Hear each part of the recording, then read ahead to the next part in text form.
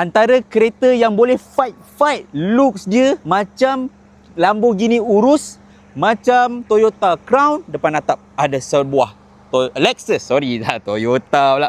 Lexus LBX, kereta compact dan juga kereta yang paling kecil pertama yang Lexus pernah cipta. Ya, ini dia.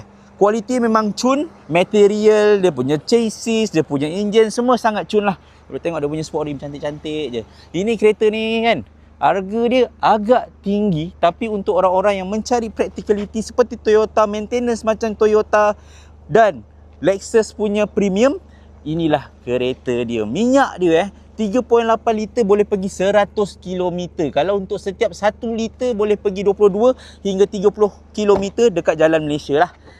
Boleh tengok bahagian dalaman dia, material dia cantik. Ini Alcantara Alcantara disulam pula dengan benang warna merah macam ni. Steering dia ada warna merah macam ni. Ini macam Myvi. Okey, auto transmission cun. Okey, datangkan dengan 12.3 inch screen. Mantap. Memang cun. Harga lebih kurang bermula daripada 280,000. Kalau berminat boleh kontak Atap, nak cek kelayakan dan sebagainya, klik link kat profile kita.